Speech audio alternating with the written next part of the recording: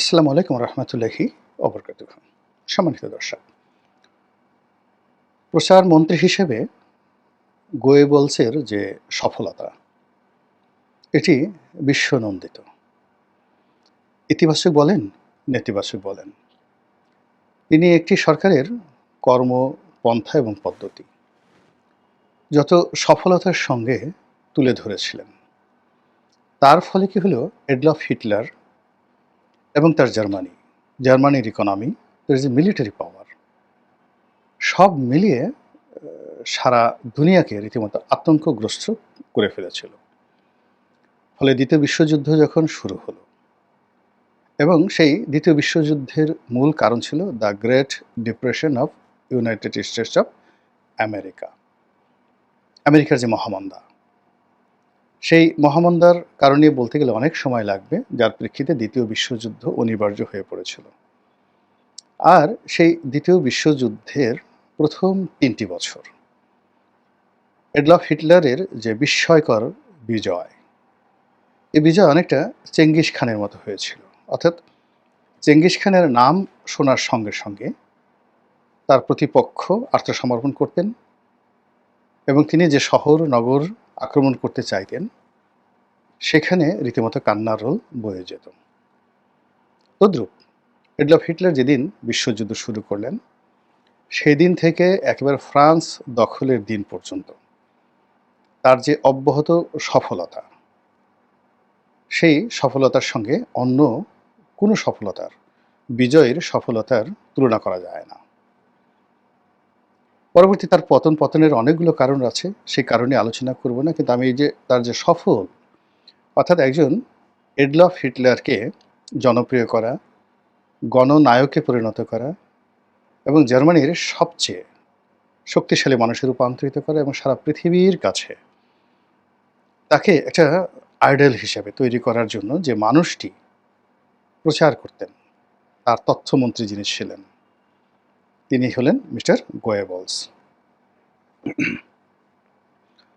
এই কারণে কি হলো, চারদিক থেকে ধেয়ে আসছে বিপদ, সরকারের বিষয় নিয়ে গুরুত্বপূর্ণ তথ্য দিল গোলাম মাওলা রনি। ক্ষেত্রে সীমা অতিক্রম করে বাড়াবাড়ি করা হয়, সেক্ষেত্রে এই শব্দটি ব্যবহৃত হয়। বাংলাদেশে এই যে গোয়েবলসি যে প্রচার, এটা সবসময় ছিল, স্বাধীনতার পরে সব আমলে ছিল। কাউকে বলে বড় করার দরকার নাই বা ছোট করার দরকার নাই। আর এই প্রচার এবং প্রোপাগান্ডা ক্রমবর্ধমান হারে নেতিবাচক অর্থে এগুলো বেড়ে গেছে। এরশাদ যে কর্মগুলো করেছেন, পরবর্তী বিএনপি সরকার তার চেয়ে কম করেননি প্রচারণার ক্ষেত্রে। আওয়ামী লীগ সরকার যা কিছু করেছে 96 থেকে 2000, তার চেয়ে কম করেনি কেউ।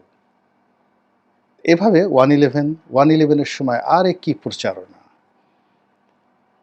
দেখে মনে হচ্ছিল যে একটা দেবতুল্য মানুষ দেশ চালাচ্ছে, এবং রাষ্ট্রের যে অর্গানাইজেশনগুলো, দুর্নীতি দমন কমিশন থেকে শুরু করে সবাই মানে এমন দায়িত্ব পালন করছে যে বাংলাদেশকে জান্নাত না বানিয়ে ছাড়বে না। যৌথ বাহিনীর নামে যে সকল অপারেশন পরিচালিত হচ্ছে, এই অপারেশনের ফলে বাংলাদেশ বিশাল উন্নয়ন করবে, এই ধরনের প্রচারণা রাষ্ট্রীয় মদদে চালানো হতো। আর শেখ হাসিনা জমানার যে প্রচারণা, সেটা তো কিংবদন্তি ডক্টর হাসান মাহমুদ থেকে শুরু করে অন্যান্য যারা আছেন তার প্রচারমন্ত্রী ছিলেন, তাদের কথা স্মরণ হলেই বুঝতে পারেন। কিন্তু আলটিমেটলি এই প্রচার এবং প্রোপাগান্ডাগুলো শেখ হাসিনার জন্য কতটা ধ্বংসাত্মক হয়েছিল, যে জীবনের শেষ প্রান্তে তিনি 30 মিনিট সময় পাননি এই বাংলাদেশ ত্যাগ করার জন্য। তো শেখ হাসিনার জামানাতে যে প্রচার হতো, যা প্রোপাগান্ডা হতো, গত 7 মাসে প্রথম 2-3 মাস একটু কম ছিল, কিন্তু ইদানিংকালে যত প্রচার হচ্ছে সরকারের, সব প্রচারগুলো শেখ হাসিনার জামানার প্রচারণাকে ছাড়িয়ে গিয়েছে। আর এই ছাড়িয়ে যাওয়ার কারণেই এখন আমরা এই ব্যবহার করছি যে এখানে গোয়েবলসি একটা ঘটনা ঘটছে। কী বিষয় ঘটছে, সেটি হলো শেখ হাসিনাকে ছোট করা, আওয়ামী লীগকে ফ্যাসিবাদের জনক হিসেবে পরিচয় করে দেওয়া, চাঁদাবাজ, তারপর দুর্নীতিবাজ, জালেম হিসেবে বিএনপিকে চিহ্নিত করা। সরকারে যে সকল কর্তা ব্যক্তি রয়েছেন তাদেরকে অতি মানব হিসেবে প্রতিষ্ঠিত করা। সরকারের কর্মকাণ্ডের মাধ্যমে এই দেশে যে আমূল পরিবর্তন হয়ে গেছে, কোনো কিছুর অভাব নেই, সব কিছু নিয়ন্ত্রণে, সামান্য বিচ্ছিন্ন কিছু ঘটনা রয়ে গেছে, এগুলো ঠিক হয়ে যাবে, এরকম একটা প্রচার এবং প্রোপাগান্ডা। তারপর যিনি এই মুহূর্তে উজিরে আজম মানে প্রধানমন্ত্রীর ক্ষমতাসম্পন্ন প্রধান উপদেষ্টার উপরে রয়েছেন, তার ক্যারিসম্যাটিক ক্যারেক্টারিস্টিক্স, তার রুচি, তার আভিজাত্য এবং তার রত্ন চেনার ক্ষমতা, এটি সম্রাট আকবরকেও ছাড়িয়ে গেছে। এরকম প্রচারণা চালানো হচ্ছে। তিনি সারা দুনিয়া থেকে যে সকল জুয়েল রয়েছেন, বাঙালি জুয়েল রয়েছেন, রত্ন রয়েছেন, তাদেরকে তিনি ইতিমধ্যে এনেছেন, আগামীতে আরও আনা হবে এবং এ সকল রত্ন দিয়ে একটি সোনার বাংলাদেশ গড়ে তোলা হবে। এমন বাংলা, যে বাংলায় ইস্ট ইন্ডিয়া কোম্পানি আসবে, তারপরে ডাচ কোম্পানি আসবে, ওলান্দাস কোম্পানি আসবে, আমেরিকান কোম্পানি আসবে, সবাই এসে মনের আনন্দে ব্যবসা করবে।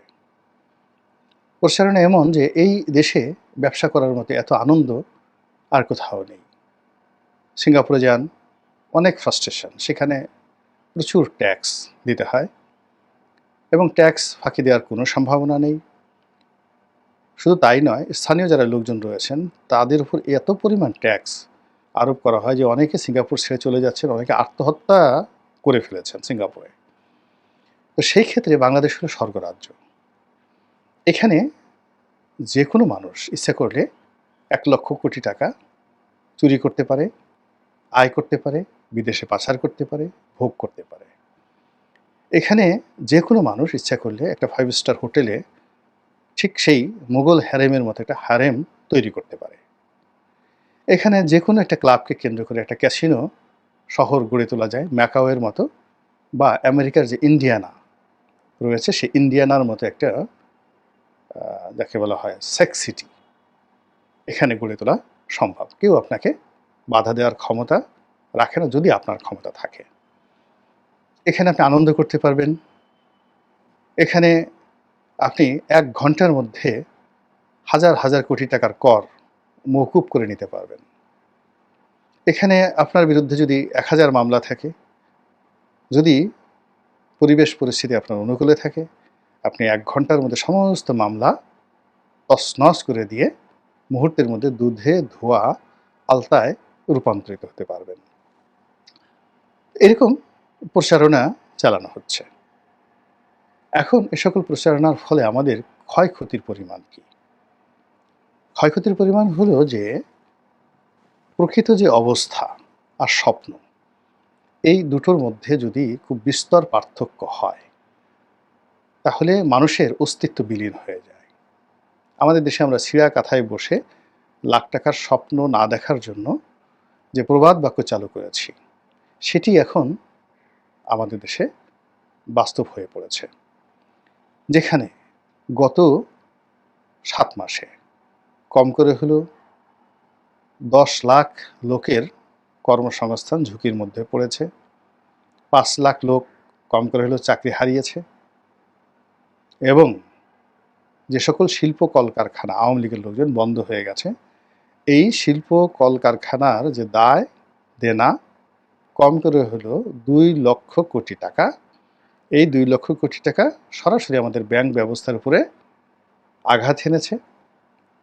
ফলে অনেকগুলো ব্যাংক দেউলিয়াত্বের চরম পর্যায়ে চলে গেছে। গভর্নরের বক্তব্য অনুযায়ী এই ব্যাংকগুলো বন্ধ করে দিতে হবে অথবা এগুলোকে একত্রে মার্জ করতে হবে, এগুলো চলতে পারছে না। যেখানে 30,000 কোটি টাকা ছাপিয়ে মৃত ব্যাংকগুলোকে আইসিইউতে ঢুকিয়ে রক্ষা করার চেষ্টা করা হচ্ছে। যেখানে গত 7 মাসে নতুন কোনো বিনিয়োগ হয়নি, আমদানি এবং রপ্তানি বাণিজ্যে ভারসাম্য আসেনি, যেখানে মানুষের ক্রয় ক্ষমতা বাড়েনি এবং যে যার অবস্থায় বসে শুধু হাহাকার করছে।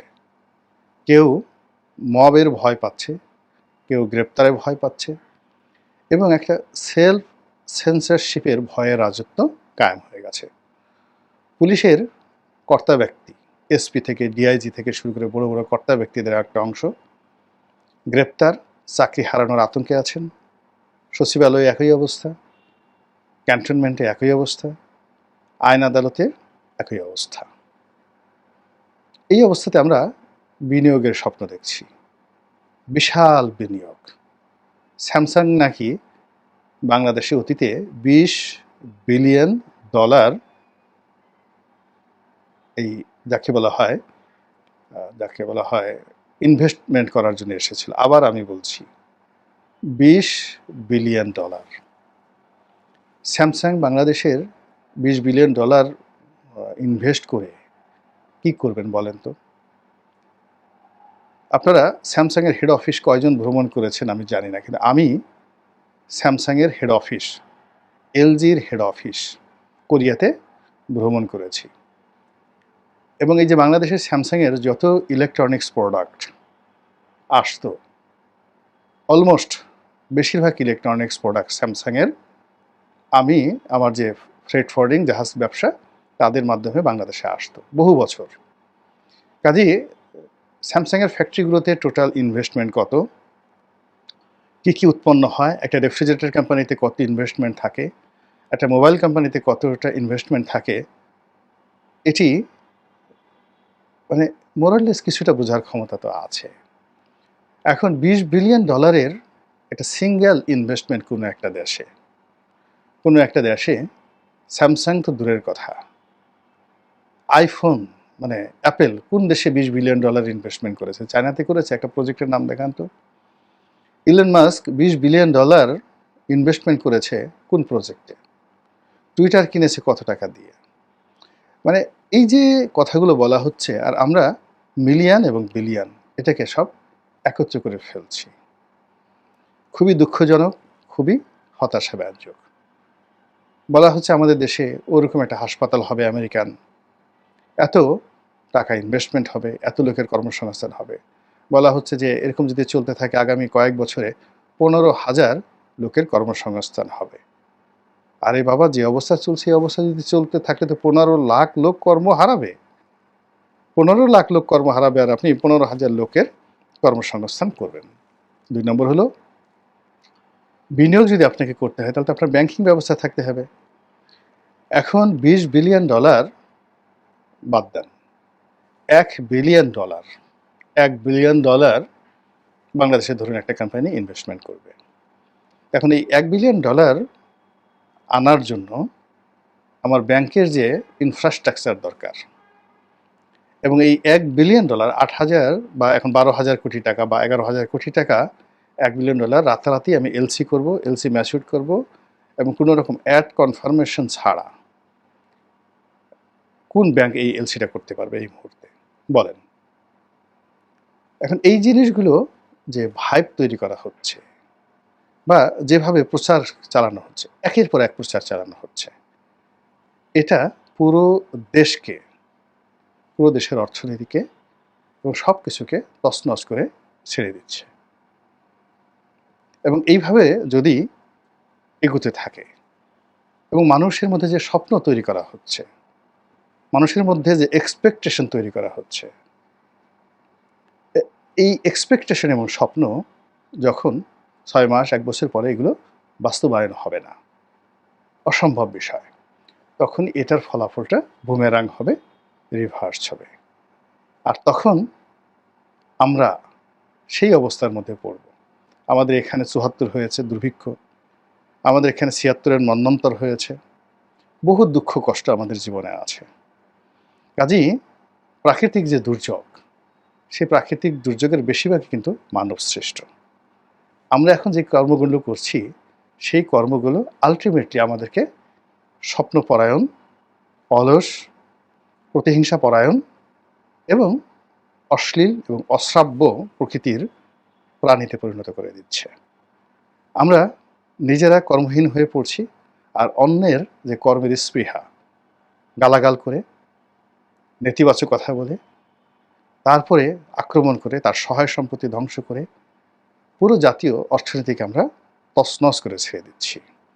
আর এ দৃশ্য দেখে নতুন করে রাজনীতি করবে, নতুন করে শিল্প কলকারখানা প্রতিষ্ঠা করবে, এরকম নির্বোধ বাংলাদেশে নেই, বিদেশেও নেই। চোখের সামনে একটা ইন্ডাস্ট্রি 50,000 লোক আপনি জ্বালিয়ে দিলেন, পুড়িয়ে দিলেন।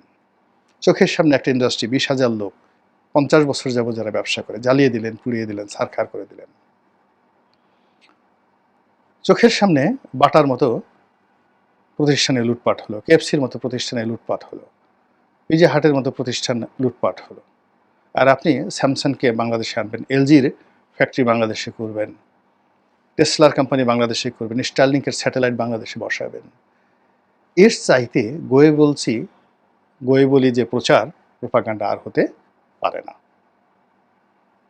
সুতরাং এসব বাদ দিয়ে ইফেক্টিভ ওয়েতে আমাদের যে মৌলিক চাহিদা রয়েছে, এই মৌলিক চাহিদাগুলো এই মুহূর্তে সমাধান করুন যদি পারেন। আর যেগুলো স্বপ্ন দেখাচ্ছেন, এইগুলো মনের মধ্যে রাখেন। যখন স্বপ্নটা বাস্তবায়নের পর্যায়ে আসবে তখন এগুলো বলবেন। এই যে এখন মেট্রো রেল চলছে, এক্সপ্রেসওয়ে চলছে, পদ্মা সেতু, মানে এই জিনিসগুলো যখন চোখের সামনে ভাসছে, আজ থেকে 6 মাস পরে আমরা এখন প্রচার করছি এগুলোর পেছনে দুর্নীতি হয়েছে। কিন্তু আপনারা যদি সফলতা দেখাতে না পারেন, এর পেছনে যে দুর্নীতি, এগুলো মানুষ মনে রাখবে না। এবং তখন যে একটা ভয়ঙ্কর ট্রায়াঙ্গেল তৈরি হবে, সেই ট্রায়াঙ্গেলের জন্য কে দায়ী থাকবে? আল্লাহ আমাদের সবাইকে হেদায়েত দান করুন এবং হেফাজত করুন। আসসালামু আলাইকুম ওয়া রাহমাতুল্লাহি ওয়া বারাকাতুহু।